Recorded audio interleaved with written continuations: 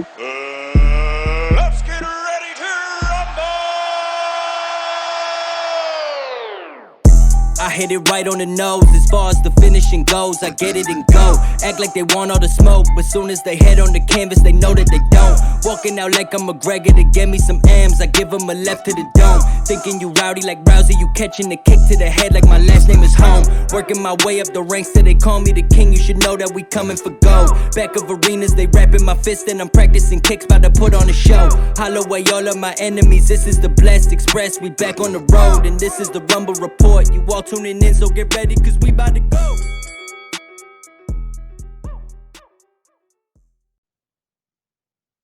All right, ladies and gentlemen, welcome back to the Rumble Report. My name is TJ. I am joined by my co-host, Brian McGinn, and we also have a very special guest on the podcast today. He was the 2020 MMA Junkies MMA Coach of the Year. He trains the likes of elite fighters in the UFC, such as Calvin Kattar, Rob Font. He's also an agent for Top Game Management, representing fighters such as Kris Moutinho. We have Coach Tyson Chartier. Coach, how you doing today? Not bad, guys. How you guys doing? Good, good. Not bad. Can't complain. Thanks so much for joining us. We know you're a busy guy. How was your weekend? Not bad, man. Weekends are tough. Get the 3 kids. They're crazy. They just want to run around the whole time. So trying to hang out with them and then not ignoring my fighters too much. It's a balancing act. What about you guys? Definitely, man. I got a 2-year-old myself, so I know that balance with the work to life to still giving them a little bit of attention, not getting yelled at by the missus for, zoning out from time to time, thinking about work, but I hear you there. It's that time of year. Everyone's got their hands full.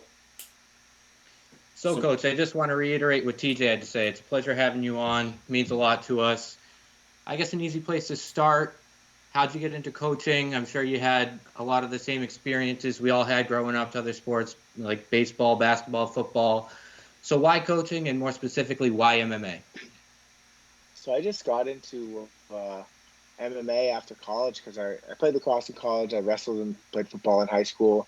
And then after college, I was just like missing something. After grad school, I had like a year where I just lifted and played pickup basketball at the gym, and I was so bored. And I just missed being part of a team and something competitive. And someone mentioned that they're doing jiu-jitsu down the road. And I was like, I'd like to try that, And I went and I tried jiu-jitsu, and then next thing I know, I'm helping everybody on the team, like learn how to wrestle a little bit better. And one of the guys was taking a fight. He asked me if I'd corner him because I was a wrestler, and I did. And I was like, I would just love to do one fight. And then that parlayed into, me taking one fight after another. And eventually I was just starting to help a bunch of my teammates while I was training. Like I was the better wrestler and the better grappler in the room generally. And so I was just trying to help these guys like defend what I was doing to them. It wasn't just about beating them up. I wanted to make them better. And so little by little, everybody's like, oh, can you corner me? Can you corner me? And I was always making myself available to help with the weight cuts and anything that they needed, driving them to weigh-ins, whatever. And so just organically it happened. Next thing I know, years had passed and I realized, wow, I'm literally cornering everyone on the team. Now I'm also managing them. So it just happened. It wasn't like, it wasn't on purpose. And you had a legit desk job at one point too, correct? Yeah, man. I was like in tech sales. I was working at Oracle. I was punching that time clock for the man, listening to these dorks above me telling me how bad I am at my job, even though I'm like hitting my numbers. It's like you're just in the rat wheel, man. And remember that, what's that movie, Office Space? Yeah. I was like that, man. You're just sitting there every day, and it's like those goddamn TPS reports, and it was just constantly just stuff like that all the time. It's like, didn't matter how good you were doing, it was never good enough, and it's just someone above you that like did the same things you're doing in your job, telling you need to be better. And I mean, I didn't like it at all. Like I hated it. I lived for the weekends and vacations, and while I was doing that, I was moonlighting as an MMA fighter, and it just kind of happened, And fortunately, man, I still feel anxiety on Sunday nights, thinking like, oh my God, tomorrow's Monday. But then I'm like, oh yeah, no, I get to hang out tomorrow. I get to go get on the mat with my friends, and wake up when I want to wake up, see my kids in the morning. I don't have to. No rush hour, Right. Actually get to enjoy your life, which is nice. Hopefully we'll get there someday, Brian, huh? Yeah, would you say like you feel like you're going to work, or is it like Mark Twain said, you do something you love, you'll never work a day in your life? No, man, I get these like, when you come back from vacation and you're kind of like, ah, and it's like you don't hate your life, but you like wish you were on vacation again. I feel that way when I go away for these fight trips. It's like you have this build up for this camp. We were just in camp with Rob Font for, like 10, 12 weeks or whatever it was, and just waiting for this big fight, waiting for this main event, waiting for this, champion, ex-champion to try to kill us. And you go out there and, we spend 2 weeks in Vegas, and then the highest of the highs, you get out there, you get that hand raised, and you come back and it's like, where's everybody? I was with my friends for 2 weeks, and it's like being at summer camp. You wake up every day, and the whole crew's there, and you're like, let's go get coffee, and it's fun. You're like hanging out with your friends, but it's true. You don't feel like you're working. I wake up every day, and I get to do what I love, and somehow I figured out a way to make money on it. It's awesome, man. Nothing wrong with that. Yeah, your own little version of the American dream right there. Yeah. There you go. So I'm sure the New England Cartel kind of came to be a little organically as well. Like you said, everything kind of came together. I understand you guys like to keep the circle small. So who officially are the card-carrying members of the New England Cartel? From, the obvious guys like Rob and Calvin, any of the guys you manage, any of the guys you corner. How exclusive is the cartel? It's right now there'd be 4 fighters that exclusively train. Like they say, like I fight out of the New England Cartel. That would be Rob, Calvin, and then Nick Fiore and Tom Pagliarulo. Pagliarulo. He always makes fun of me every time. Tom P. Pagliarulo. Is how I say it. But Tom Pags is what we call him. So Tom Pags, they're both 1-0. They're full time, on the team. We corner them. They're with us every day on the mats, and we use them as sparring partners for Rob and Calvin's camp, and Calvin and Rob are sparring partners for them in their camps, and those are the 4. Those are the 4 guys that I coach right now, and then we have a really solid group of like positional coaches too. We have Jake, who's the Muay Thai coach from Hard Knocks, Jake Manini. John Dupree is a wrestling coach from University of Southern Maine. He comes down to coach wrestling. Sean Farley from Haverhill Intercity boxing coach. For boxing is the boxing coach. And then, they each have their own strength and conditioning coach. Most of the guys go to Skill Strength in Chelmsford, and then Calvin goes to TD Athletes Ed in Salem, Mass. So, they got a lot of good positional coaches, and then I would be the head coach on the MMA side. And there's a lot of people that come in and cross-train with us, but they represent their own teams when they go and fight. So they could say, like, they train with the cartel or they're managed by Top Game. But when it comes to, like, who's on Tapology saying they fight out of the New England Cartel, that would be those 4. All right, well, thanks. Pretty small circle, which is good. Small, nothing wrong with that. Yeah, it's by design. Like when when we broke off a few years ago, it's coming up on 4 years since we broke off, and Rob had asked me, hey, like I want to make a move. What do you think about stepping up, being the head coach, and starting a new camp? And I'm like, no, we can't do that. I didn't want to rock the boat too much, and I'd never been called a head coach. And, I kind of pushed back a little bit, and he was just like, dude, you're already doing it. Let's make it official. So I thought about it a little bit, and I said, all right, if we're going to do it, this is how we have to do it. And, I got to go all in coaching you and Calvin and keep the circle really small, cater camps to you guys. Everything's built around you guys. It's not built around the gym and what time they have training for the fighters. It's like, it's got to be individual to you, more like a boxing approach. And people laughed at us, man. They said it wouldn't work. They said I wasn't a good enough head coach. They said you needed a big room, with a bunch of guys on the mats. And they said it would, they really did. We got laughed at. And, those guys are probably biting their tongue now. But, there's probably some people that could be like, oh, it's not really working. Look what they did. You can always pick anything apart. But I think you see some of the big mega camps now. They're starting to really train like we are. They're not like advertising it, but because of COVID happened, and then they started having to do what we do, and they're like, "Holy crap! There's way more of a benefit to this than being in a room with 50 fighters when you're just blowing a whistle and saying go." Like 100%. Your fighters can get so much better in a camp with that individual attention. Right. And it's cool to be a little bit validated through the success of the fighters. It's they certainly made me look good. But I think it's synergy with the whole group. It's our team motto is like 1 + 1 = 3. You know, it's like Right. me by myself is nothing. Calvin and Rob by themselves are nothing, but you get us together. And it really is like, I always say Rob and Calvin, 1 + 1 = 3. Then two together produce more. And then you put the three of us, 1 + 1 + 1 = 4, I guess you could say. Right. But we've been lucky that we've had the success that we've had, but it wasn't by accident. You know, we planned for this, and it's just, we're really blessed that it worked out. But yeah, we definitely took a risk a few years ago when we decided to kind of take this approach. Yeah. So how do you balance keeping the circle small while continuing, as your guys are rising up the ranks and facing, better talent, bringing in new sparring partners, or are we really just keeping that circle small and using what got us to the dance? No, we'll definitely, COVID has probably made like an impact in terms of making the circle small, like even smaller than it normally would have been. Because, we're in these camps, we're getting COVID tested the whole time.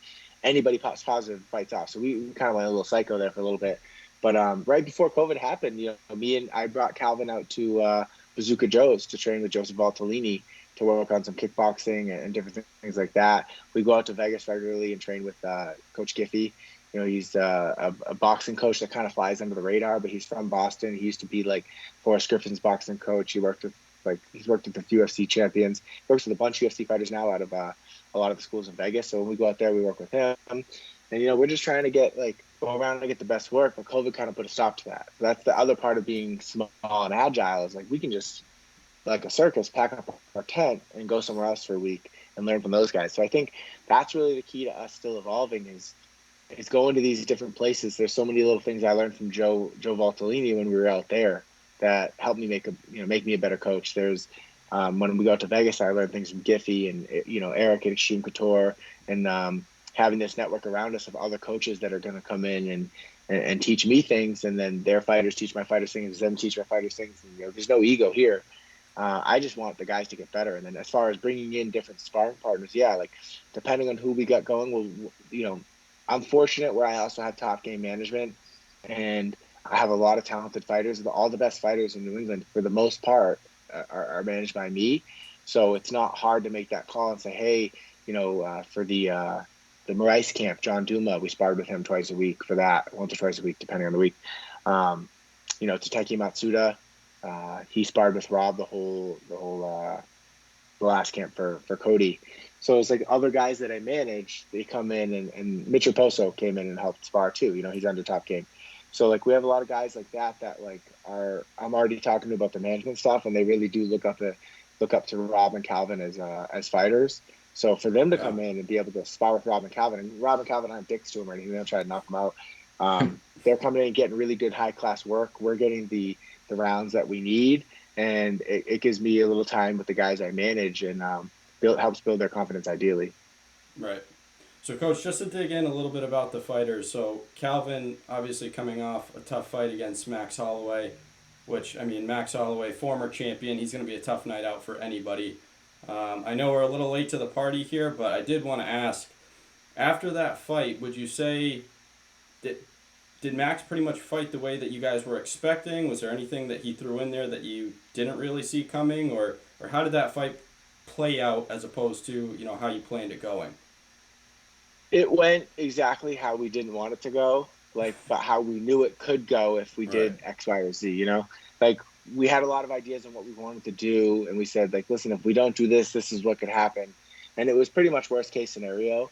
But and that's the fight game. I think there was definite takeaways from that fight. I think the whole world knows how tough Calvin Kattar is. 100%. He, like he said, he's not going to take a knee for anybody.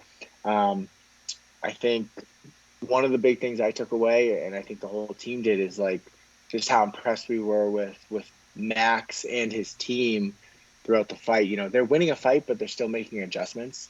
Right. And they're like, I always felt like they were like one step ahead of us on the coaching side. I said that before, is that was one of the first times in a fight that I ever really feel like we got out coached in the fight. Everything we were yelling, they were ahead of. They had really good adjustments. They really studied a lot of film on Calvin, and I think they exposed some things that, maybe little small things that you get away with your whole career, but when you're fighting the number one guy in the world, like they can expose that. So I think, seeing that, it really opened my eyes to like how involved you have to be in terms of adjustments and getting ahead of that stuff in camp and coaching. And, we carried that into the Cody Garbrandt fight because I think, there were a lot of parallels between that fight in terms of, the people talking about the number of significant strikes landed in the 5-round fight and stuff like that. Right. And, Rob did pretty well against Cody. So we were kind of on the other side. But even though we were winning every round, I felt like we were Max's team this time, where we were making adjustments on the fly and we're always staying one step ahead of them. So they were just like treading water the whole time. Nothing they did was working. And it's like Rob was just always one step ahead of any adjustment they made. So I think there was a carryover from that lesson that we learned back in January that, we applied when the shoe was on the opposite foot. So yeah, that fight was not ideal, but you're only as good as the lessons you learn, and Calvin, he took the necessary time off, and now we have a lot of different things we've been working on going into the next fight, which we hope we can get booked soon. And, hopefully, Max exposed some things that, sting a little bit, and sometimes you need that sting to really make that change. Right. And kind of break some bad habits or break some things that you didn't even know were habits. Mm-hmm. So I think, lessons to be learned, and shame on us if we don't learn from it. But I really think we have. And I think that next time Calvin goes out and fights, you're going to see a totally different, like, not version of Calvin, but a more well-rounded Calvin. Not necessarily that he wasn't well-rounded before, but like you're going to see like some new tricks, some different reactions, some different things that he can do that maybe on film you're not expecting him to do. Right. And Calvin took a lot of damage in that fight. Obviously, he showed a ton of grit, a ton of heart. How long was the recovery process for Calvin, and would you say now he's back to just about 100%? Yeah, so fortunately, when the PI opened back in, I think it was late 2016 or early 17, we went, when did we go? I think in December of 17 or 16, I don't know, right when it opened. Yeah. Before UFC 220, I took the whole group out there to meet the staff at the PI and do all the diagnostics that they had available, which included concussion protocol tests. So he had a baseline going into the UFC 220 fight against Burgos. And then after this fight happened, I asked the PI to come in. We flew back a week after the fight. So the fight was on Saturday. That next Friday morning, they opened the PI early for us, and we did another baseline test. And he's pretty much the same. He felt just like you'd feel the day after, a week after a fight that you got hit a lot. There was nothing like, there's no red flags. There was no like, holy shit, we got to get this, but we talked to the PI about like, a back to action plan and best case scenario. And we took a more conservative approach than was even recommended by the doctors, or, they were pretty much like, don't do anything for 30 days and then lightly get back into training. I was like, we're not doing contact for 6 months. Right. So Calvin didn't get touched to the head for 6 months, which just ended a couple weeks ago. And then now he's back to drilling with like light contact to the head, or light sparring or anything, stuff like that. But, so we took a really conservative approach. I wanted him to take 6 months and just let his head rest. But also, he needed to let his hands rest. He needed to let his nose rest. Like, he had like 4 fight camps in a row. So pretty much since before the Lamas fight, he'd been in camp straight through the whole time. And he's dealing with some dinged up hands. He broke his nose 3 times. He was just always going into these fights with a little bit of damage. And now this is the first time since he's been in the UFC that he's been able to just chill and get a good reset. And then now come back fresh, healthy, ready to improve on some things. So this whole time, drilling, working different things without contact. And now he's able to start putting it in play as we get back to, higher intensity training. So I think, and then we got 2 more, and we actually went to PT, like neurological PT, just to be safe. Like, there was like no reason to do it. They didn't assign for it, but like we did some research and we said, hey, we want to do everything we can just to like dot the I's and cross the T's, because it's not going to hurt us, Right. And so he went to a PT that, works on like a bunch of balance stuff, reaction, to do the memory test, all that stuff. And I think he did 3 of those, and progressively each time his tests kept getting better. And now, as of, I think, a month and a half ago, his baseline is back better than it was in 2017.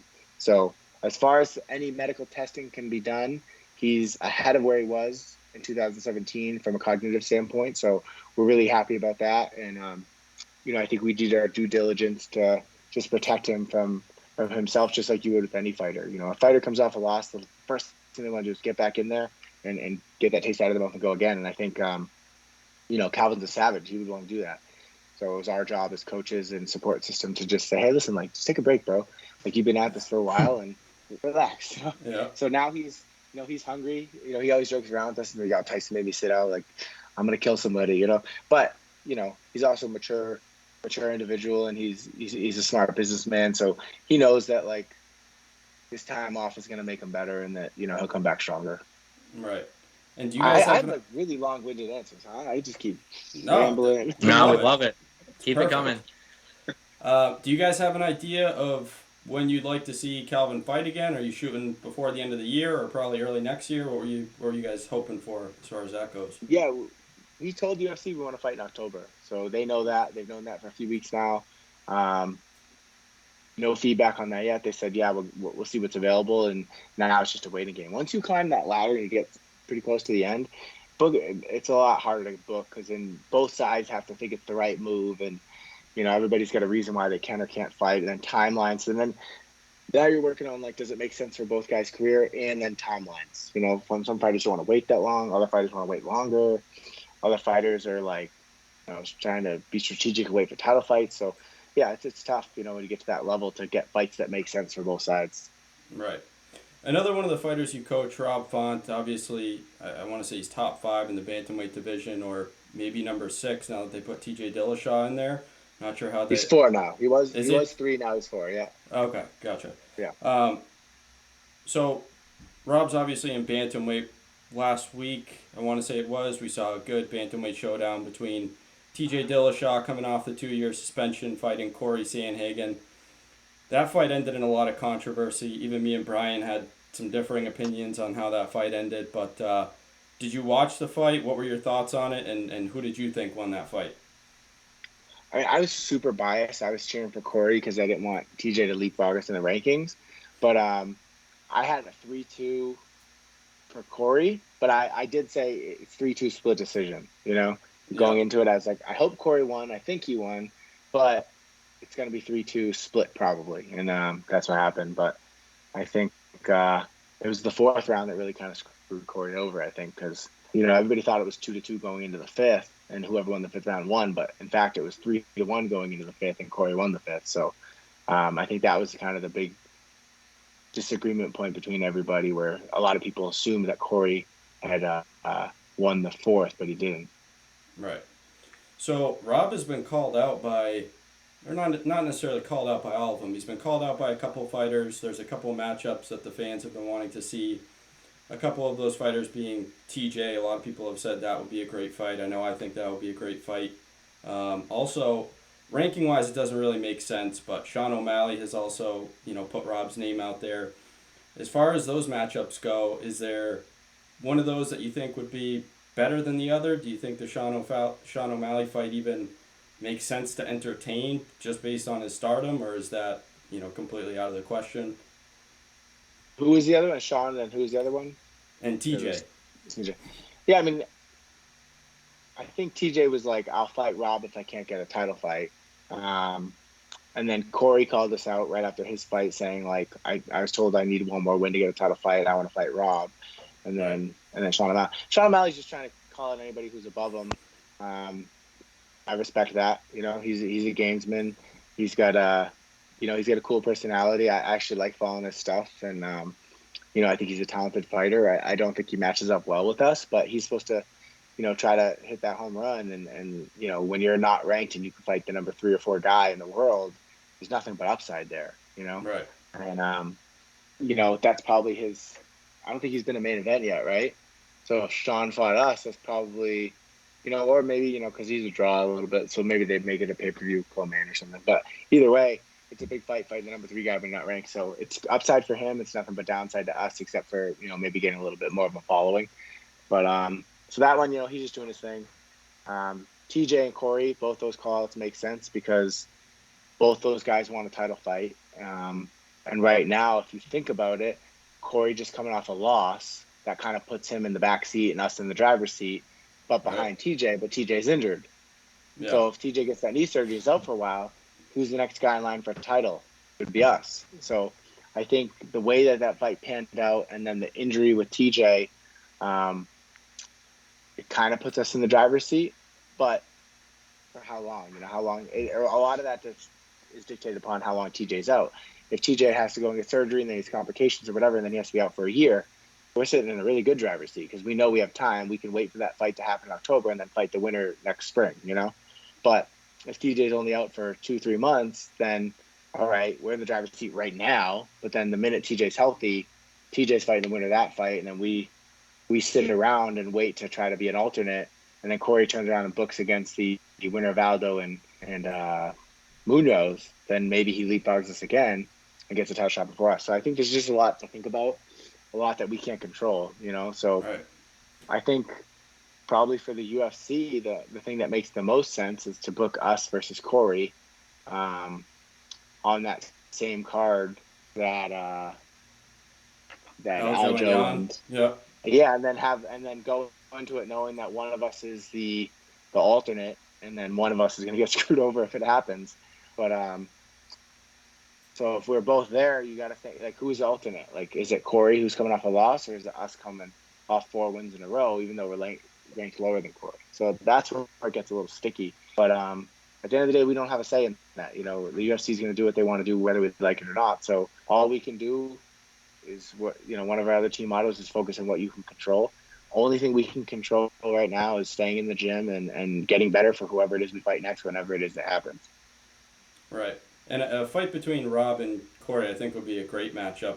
How do you think their skill sets kind of compared to each other? How do you see that fight going if it was to happen? Yeah, I mean, I think it'd be interesting. I think he's a quirky fighter. Like, people want to talk about his length, but we're longer. I think we got an inch and a half reach advantage over him, even though he looks so long and lanky. I think that's because he's a little taller, but he's not as wide as we are. Rob's got long arms, got big hands.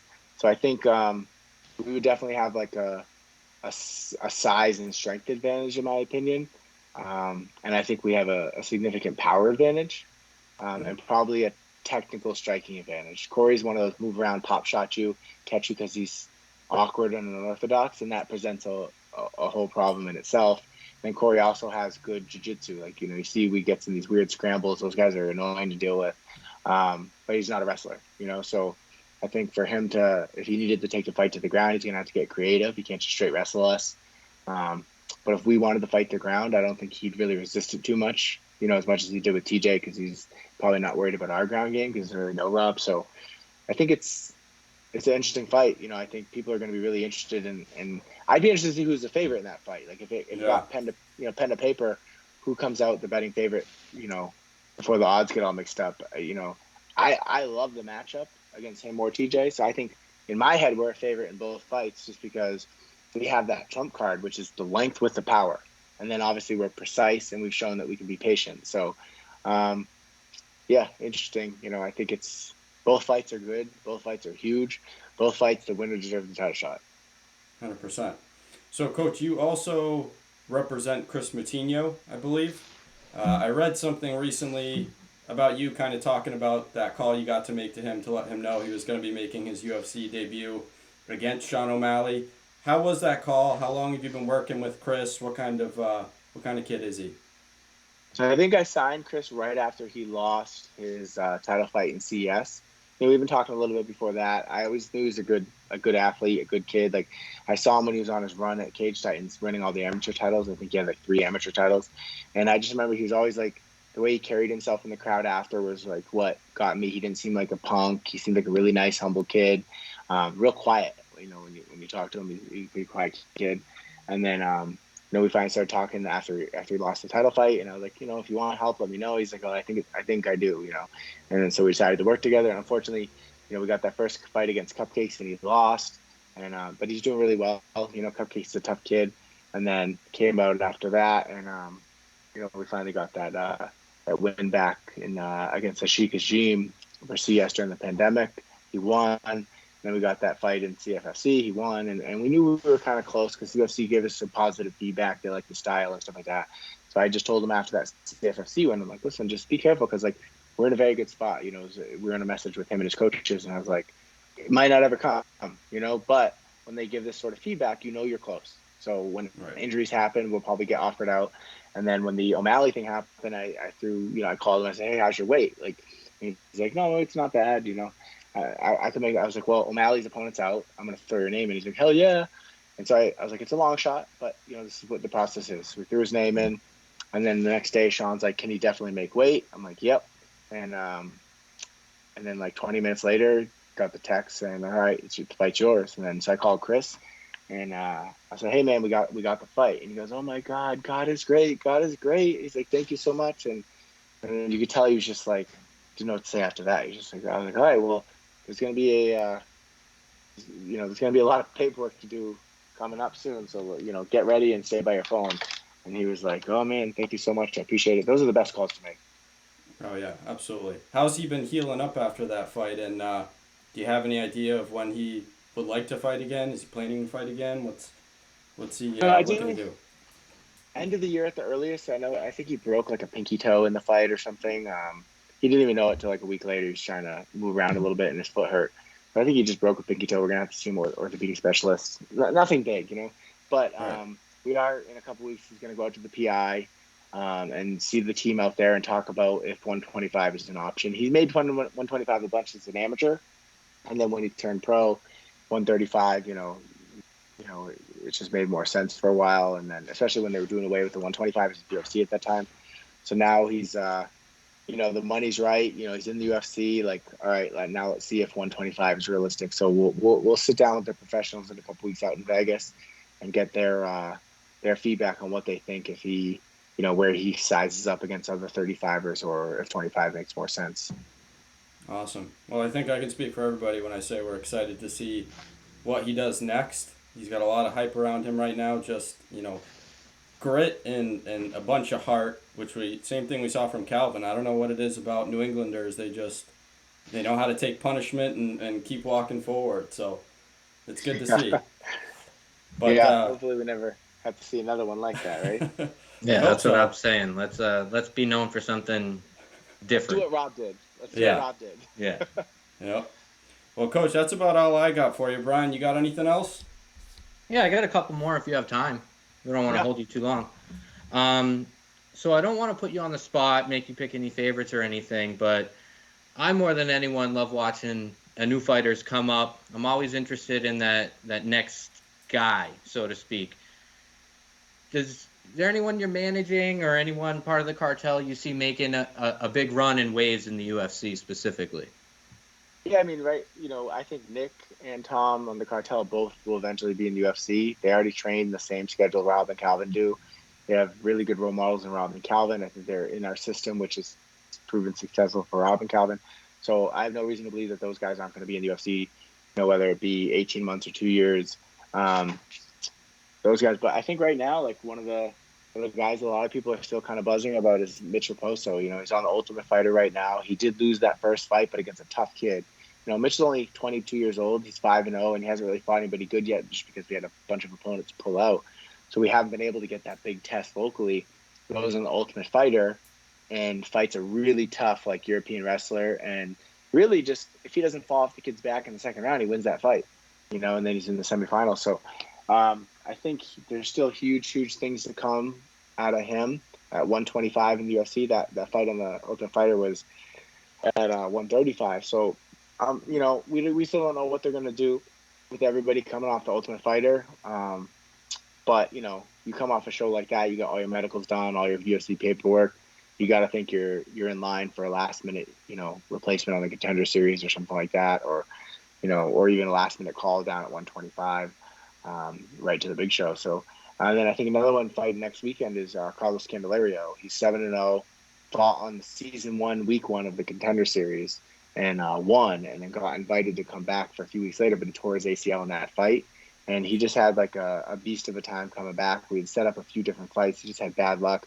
Got hurt with one of the camps, and then he was supposed to fight for LFA a couple months ago, got COVID. Just hasn't had luck, and he's going to have a fight this Friday for CES against a rematch against Magaro Restrepo, a kid that he had beat a few years back. So I'm excited about him. you look at 125, he's 7-0, and he's fought some really good competition. And I think he was 5-0 amateur or something like that. And, he's just a beast on the feet, a beast on the ground, really quiet, unassuming looking kid. But then when you get him in the cage, you're like, damn, that kid freaking can scrap. And, he's really well rounded, wrestling, jiu-jitsu, and striking. And, he wins this fight. He's at 8-0, coming off a win. Already won on the Contender Series, and they invited him back, but he was hurt. Like, he's a guy that the UFC likes. So he's got to be on a really, really short list right to the UFC after that. So awesome. Yeah, I was definitely bummed when I saw Mitch take that loss on The Ultimate Fighter. He was someone, even if it's just like the Massachusetts thing when you're watching a show that you click with immediately, but just what you saw in that fight, I definitely liked his style. I definitely think it translates. I definitely agree with you there, where I'm excited to see what's next for Mitch. And I think the last question I have, if we could just wrap up, you seem to take fighter safety pretty seriously. And I've heard it kind of put, I guess the best comparison I've heard is Brendan Schaub on his Below the Belt podcast has said that MMA is kind of at a point where football was when they were wearing leather helmets. So MMA is relatively young, a lot of growing to do, especially with the recent leg injuries we've seen. Do you think there's any, new rules that we should look out for? Do you think, there's any chance they have the fighters compete with shin pads in the future? Or any other kind of suggestions you have in terms of fighter safety? No, I think more of the safety stuff comes with the training. You still hear about some of these schools that are like getting knocked out in training like regularly. And that's the stuff that I think there's no excuses for. Like, I don't think you have to get knocked out in training to prove your worth and prove you're tough and that you're ready. Like, I think that just means, accidents happen for sure, right? But when you have these camps where guys are constantly getting knocked out, or it's just every week someone's getting dropped in training, it's like, well, then you're going too hard. You guys don't need to. You're not getting paid on Saturday mornings. You get paid on Saturday nights. So that was a cool line. I like that. But, so these guys that, they got to know when to pull back, know how hard to go. And, you got to check your ego in sparring, because you're not there to win. You're there to learn. And some of these guys you see them go. And that's one thing, when I see the guys going too hard, like, this doesn't really happen with us, but, we used to spar a lot down in other gyms and our old school, and like I was always like the caution coach. I was like, all right, let's tone it down a little bit. Let's be careful with those knees up the middle. Like, we don't want someone to accidentally shoot. Next thing you know, they get stitches. Like, just little things like that. And I think that's where I think the safety could be a lot better, is just how much damage people are taking in training. There's a difference between training hard and training stupid. And I think that's where the UFC PI comes in, and they're really trying to make a conscious effort by working with a lot of these teams, a lot of these coaches, to trying to educate them on maybe ways that other teams do it. They have a lot of conversations with those guys, and Duncan French heads up the game over there, and we have a lot of conversations about how we train. And I was out before Rob's fight, and I had a long conversation with Forrest Griffin about what our training schedule looks like, and how often we train, how hard we train. And I think they're just gathering as much information as they can, because there is no best practice at this point. You go to the NFL, go to all 32 teams, they probably have a similar schedule. We don't have that in MMA. Everybody's just kind of think that their way is the best, and they know best, and everybody else sucks. And